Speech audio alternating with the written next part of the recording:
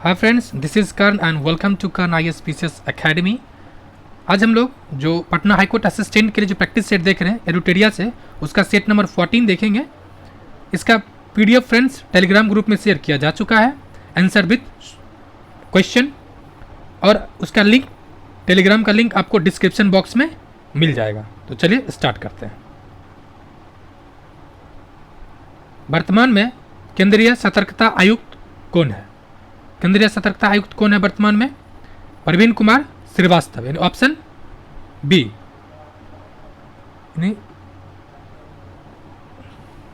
यशोवर्धन कौन है? तो चीफ इंफॉर्मेशन कमिश्नर है, यानी मुख्य सूचना आयुक्त। मुख्य सूचना आयुक्त कौन है? यशोवर्धन सिन्हा। नेक्स्ट, अंतर्राष्ट्रीय महामारी दिवस 2022 किस तिथि को मनाया गया? किस तिथि को मनाया गया? तो 27 दिसंबर, यानी ऑप्शन सी। किसके द्वारा मनाया जाता है? तो संयुक्त राष्ट्र के द्वारा, यूनाइटेड नेशन के द्वारा मनाया जाता है। इस बार मनाया गया। इसका जो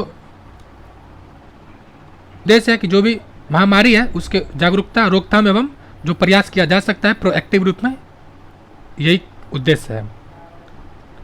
सातविनी राबुका किस देश की नए प्रधानमंत्री हैं? किस देश के हैं? तो फिजी, ऑप्शन सी। किस देश के हैं? फिजी। नेक्स्ट,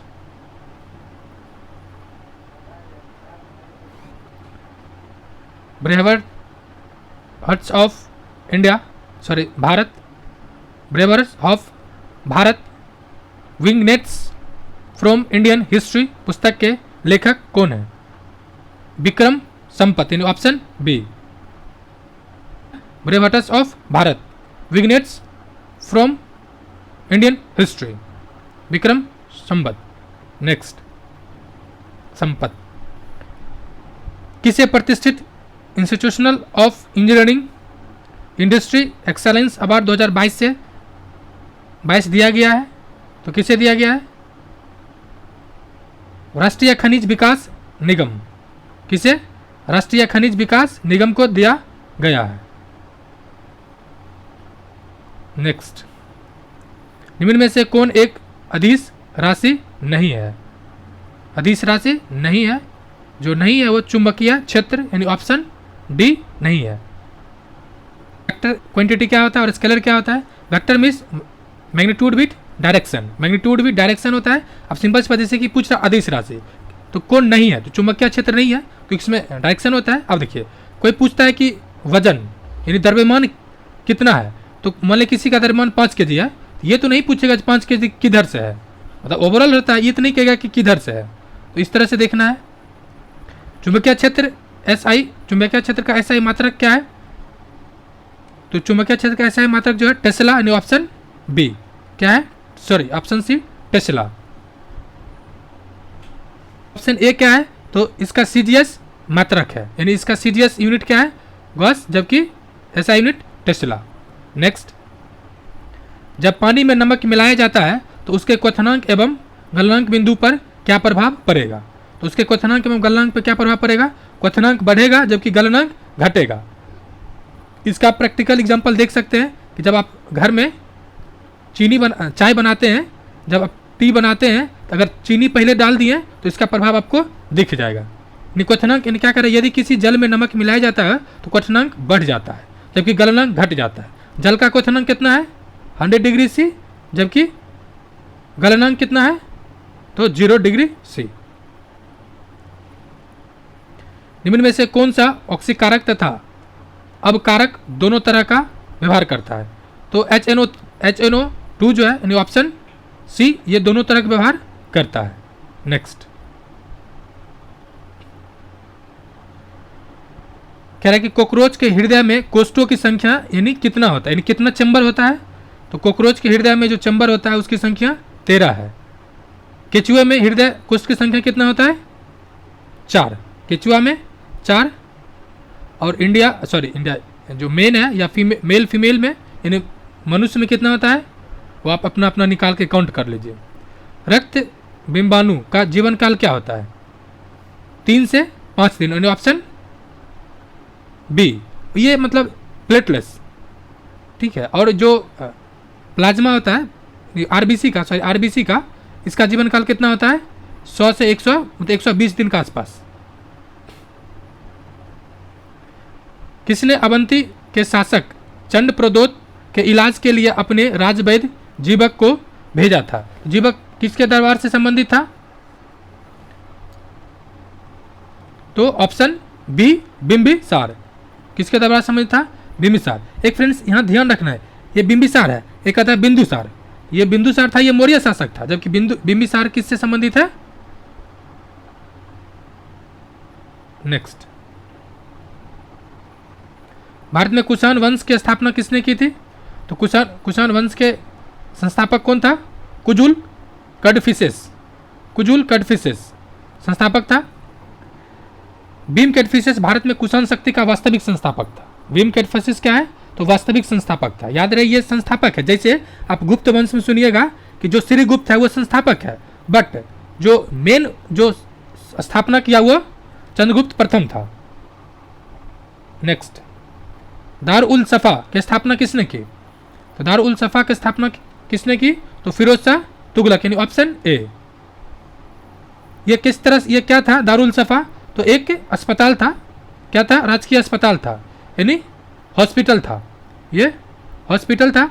और फिरोज शाह तुगलक कई चीज़ दिया, जैसे कि नहर का जाल बिछवाया, दासों की संख्या सर्वाधिक रखा, उसके अलावा अस्पताल भिखारी के लिए या फिर जो महिलाएं ये विधवा थी उसके लिए भी विशेष तरह प्रोविजन लाया। नेक्स्ट, मोहम्मद तुगलक ये पगला बादशाह था, पढ़ा लिखा, काफ़ी पढ़ा लिखा था। और इसका फेमस, इसका जो मरने पे कहता है कि राजा को प्रजा से, प्रजा को राजा से मुक्ति मिल गया, तो इसी कहता है। नेक्स्ट, शिवाजी ने किस वर्ष छत्रपति की उपाधि धारण किया? तो किस वर्ष किया था? 1674। 1674। ये इसका राज्याभिषेक कहाँ हुआ था छत्रपति शिवाजी का? तो राज्याभिषेक हुआ था रायगढ़। कहाँ हुआ था? रायगढ़ में इसका राज्याभिषेक हुआ था।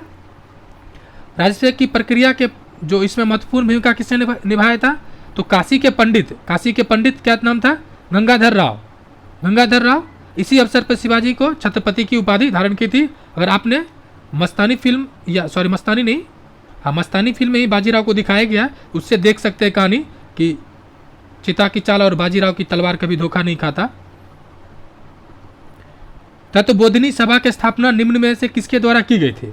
जो तत्वबोधिनी थी उसकी स्थापना देवेंद्र नाथ टैगोर के द्वारा किया गया था। किसके द्वारा? देवेंद्र नाथ टैगोर के द्वारा। कब किया गया था? 1839 में। 1839 में। हालांकि इससे पहले राजा राम मोहन राय की जो संस्था थी, उस संस्था में देवेंद्र नाथ टैगोर को सदस्य बनाया गया।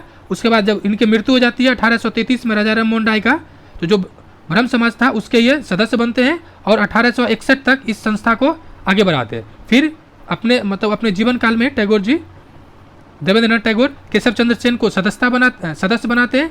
फिर ये उस सभा को आगे बढ़ाता है। उसके बाद उस आदि ब्रह्म समाज और नव ब्रह्म समाज में डिवीजन हो जाता है, जिसमें से एक संस्था प्रमुख निकलता है प्रार्थना समाज, जिसको बार बार पूछा जाता है जिसके संस्थापक कौन था? तो संस्थापक है आत्मारंग पांडुरंग, जो बहुत बड़े समाज सुधारक थे। महात्मा गांधी और बी आर अम्बेडकर के बीच पुनः समझौता कब हुआ था? तो महात्मा गांधी और बी आर अम्बेडकर के बीच जो पुनः समझौता हुआ था सितंबर 1932। ऑप्शन बी सितंबर 1932। किस बात को लेकर हुआ था? तो जो रेमजे मैकडोनाल्ड जो अवार्ड घोषणा करते कॉमनवेल्थ अवार्ड, उसको लेके ये गांधी जी अनशन पर बैठ गए थे और ये फिर ये समझौता होता है।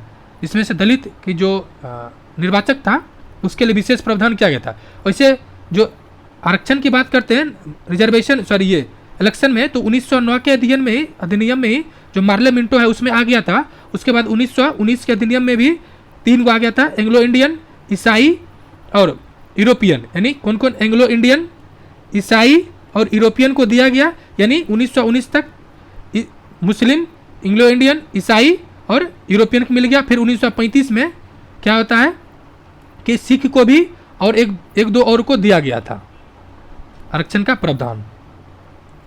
तवा नदी किस सहायक नदी है? तो तवा जो है वो नर्मदा की सहायक नदी है। नर्मदा मध्य प्रदेश के अमरकंटक से अमरकंटक के जो पास मैकाल की पहाड़ी है या श्रेणी है वहाँ से निकलता है। इसके अलावा तवा, बंजारा, शेर, ओरसोंग, कोलार इत्यादि सब इसके प्रमुख सहायक नदी है।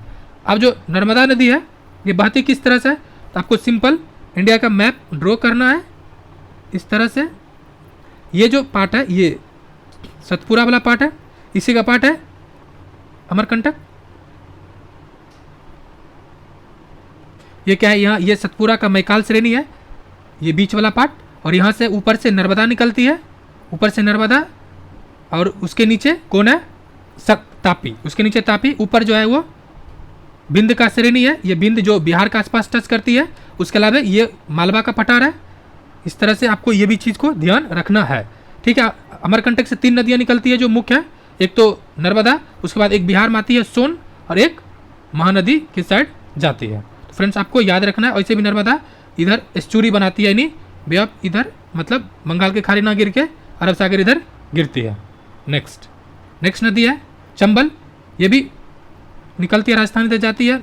महानदी ये भी निकलती है। उत्तर पूर्वी मानसून से सबसे अधिक वर्षा किस राज्य में होती है, जो सर्वाधिक वर्षा होता है वो उत्तर पूर्वी, याद रहे उत्तर पूर्वी पूछ रहा है, किससे होता है, तो तमिलनाडु। कहाँ, तमिलनाडु। ऐसे भी इसको मैप के थ्रू देख सकते हैं, कह रहा है उत्तर पूर्वी मानसून, यानी उस साइड से आ रहा है। ऐसे होता है क्या, सबसे पहले तो ये देख लीजिए इंडिया, ये वेस्टर्न घाट है, वेस्टर्न, इसको इधर से दक्षिण पश्चिम मानसून इधर इंटर किया इस तरह से, ये इधर जाता है, यहाँ इस गया थोड़ा सा, यहाँ से चला गया। अब जो वापस आता है मानसून, जब मतलब रिट्रीटिंग ऑफ मानसून, लौटता मानसून से क्या होता है, इधर आया, यहाँ से छत्तीसगढ़ से निकलते हुए फिर जो बंगाल की खाड़ी में जल ग्रहण किया, और फिर वापस आते आते तमिलनाडु के क्षेत्र में जनवरी दिसंबर मंथ में भारी बारिश कराता है। यही वजह है कि कभी कभी न्यूज में सुनने को मिलेगा कि दिसंबर माह में या जनवरी के आसपास तमिलनाडु में बारिश अत्यधिक हो रहा होता क्या है, तो वापस मानसून आता है लौटता हुए मानसून को उत्तर पूर्वी मानसून कहते हैं। बंगाल की खाड़ी से पूरा जल ग्रहण किया और यहाँ पे काफ़ी बारिश कराता है। ये जो वृष्टि छाया क्षेत्र बन जाता है क्योंकि ये बहुत ऊंचा पहाड़ है, तो ये आपको ध्यान रखना है। और ये जो बिहार का इलाका है, इस साइड से आता है, ये वेस्टर्न डिस्टर्बेंस है। कहाँ से, तो वेस्टर्न, ये जो इलाका है यहाँ से बारिश इंटर करती है वेस्टर्न डिस्टर्बेंस से, और झंझावात थोड़ा बहुत बारिश होता है, और इसी तरह से यहाँ बारिश होता है। यानी बिहार और जो यूपी है यहाँ पे, यानी दक्षिण पश्चिम मानसून, लौटता मानसून, और ये जो वेस्टर्न डिस्टर्बेंस है, यानी पश्चिमी विक्षोभ के कारण भी बारिश होती है। नेक्स्ट 2011 जनगणना के अनुसार भारत में सबसे अधिक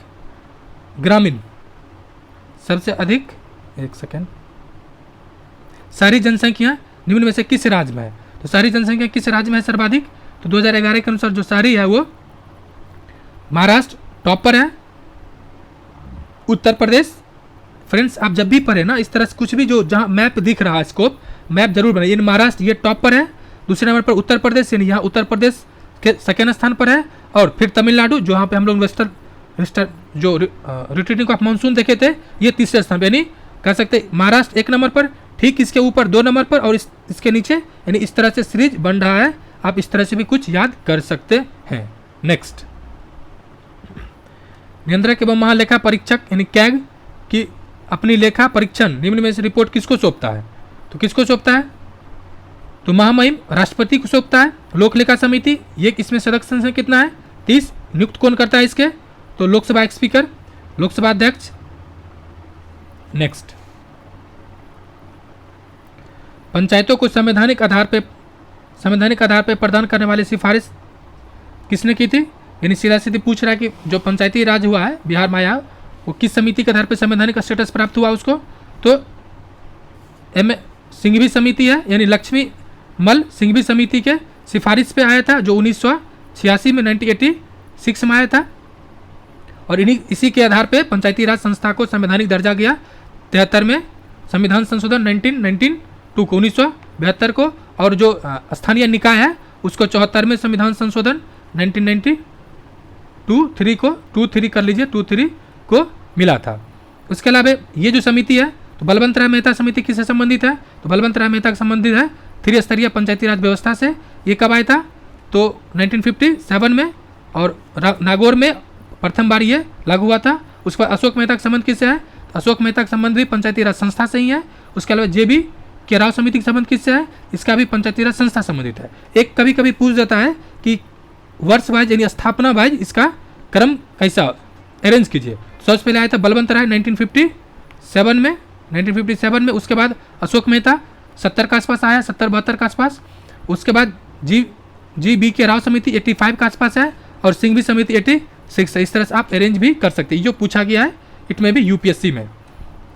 संविधान के किस अनुच्छेद के अंतर्गत राष्ट्रपति किसी भी मामले को सर्वोच्च न्यायालय की सलाह ले सकता है? किस अनुच्छेद के अनुसार? अनुच्छेद 143 143 के अनुसार राष्ट्रपति ले सकता है। सलाह दो तरह से होता है, ले सकता है दो मामले में। एक जिसमें संवैधानिक कुछ पहलू छुपा हो, या दूसरा जिसमें संविधान का कुछ महत्वपूर्ण पक्ष हो। दूसरा संविधान जो पहले से लागू निर्णय हो उस पर ले सकता है। ये हो गया। उसके बाद 142 का संबंध किससे है? ये भी सुप्रीम कोर्ट से ही है। इसमें स्पेशल मतलब किसी भी निर्णय को सुप्रीम कोर्ट विशेष तौर पे मंगा सकता है अपने पास। उसके अलावा 143 का संबंध इससे किससे है? ये वो भी सुप्रीम कोर्ट से ही है, लेकिन ये विशेष जैसे दीवानी मामले संबंधित है उस तरह से है। उसके अलावा इंपॉर्टेंट 131 ये क्या है? तो सुप्रीम कोर्ट का विशेष मतलब प्राइमरी अधिकार है। उसके अलावा 129 ये अभिलेख न्यायालय है, यानी इसके निर्णय को सुप्रीम कोर्ट के निर्णय को साक्ष्य के तौर पे लिया जाएगा। नेक्स्ट, कृष्ण क्रांति ब्लैक रिवॉल्यूशन संबंधित है। तो पेट्रोलियम किससे? पेट्रोलियम उत्पादन से है। पेट्रोलियम उत्पादन से ब्लैक क्रांति का संबंध है। नेक्स्ट, राष्ट्रीय वनस्पति अनुसंधान संस्थान कहाँ है? तो राष्ट्रीय वनस्पति अनुसंधान संस्थान जो है लखनऊ में। कहाँ पर है? लखनऊ में। और वन संस्थान कहाँ है? तो देहरादून में। आपको ये याद कैसे रखना है? राष्ट्रीय वन अनुसंधान, ये राष्ट्रीय वनस्पति कहाँ पर है? तो योगी जी है लखनऊ, चूँकि अभी यूपी के मुख्यमंत्री हैं। और क्या है कि वो काफ़ी मतलब गाछ वृक्ष जानवर से काफ़ी उनका लगाव है, वृक्ष से यानी गाछ वृक्ष से, इसलिए वहाँ पे राष्ट्रीय संग्रहालय बना हुआ है। फ्रेंड्स, ये पार्ट यहीं पे कंप्लीट होता है। आपने अगर इसका आपको अगर PDF चाहिए तो टेलीग्राम ग्रुप में ज्वाइन कर लीजिए, वहाँ से मिल जाएगा, जिसका लिंक आपको डिस्क्रिप्शन बॉक्स में दिया गया है। साथ ही साथ 1 से 13 तक अगर आप सेट नहीं देखा है, ये भी जाके प्लेलिस्ट में देख सकते हैं। शुक्रिया फ्रेंड्स।